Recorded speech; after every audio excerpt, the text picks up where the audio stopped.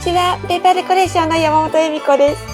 今日は折り紙でポインセチアを作ってクリスマスツリーの壁面飾りにします。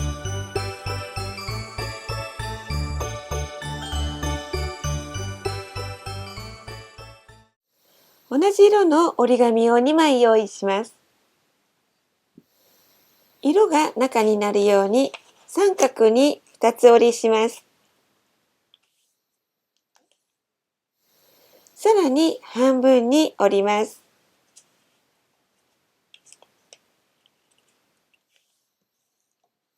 さらに半分に折って折り目をつけます。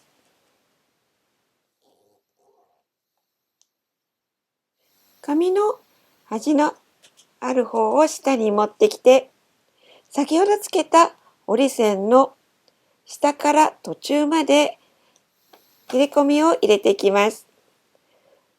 4分の1ぐらい残したところまで切っていきます。切ってできた2つのこの角を落とすように丸く切っていきます。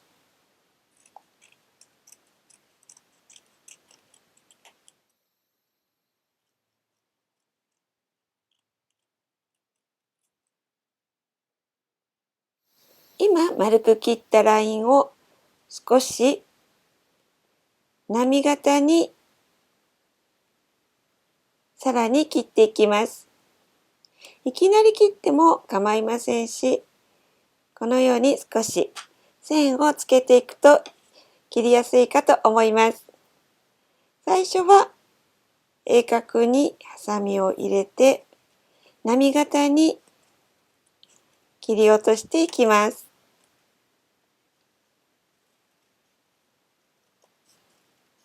適当で大丈夫です。広げてみます。このような形になりました。十字の折り目が色のついた方にすべて谷折りになるように折り返しておきます。もう一枚も同じように作ります。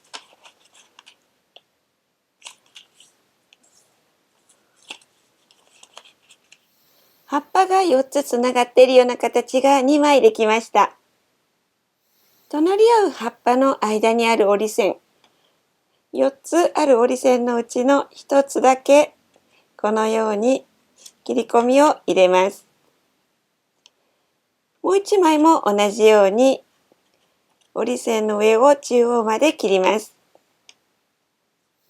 2枚を貼り合わせて1つのポインセチアにしていきます。2枚のうちの1枚のこの切り込みを入れた隣の葉っぱの根元のところに糊を塗ります。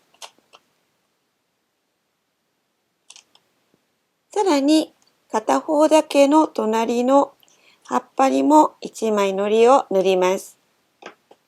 糊を塗っていないもう1枚を取り出してきて、先ほど入れた切り込みを広げて、切り込みの右と左左右の葉っぱをこの糊がついてない隣の左右の葉っぱ、糊がついたところに重ねて貼ります。折り目が合うように貼ります。そうしましたらもう一枚続けて並んだ葉っぱのところを1枚このままペタリと貼ると5枚になります。短い折り目が山折りになるように形を整えます。長いところは谷折りのままです。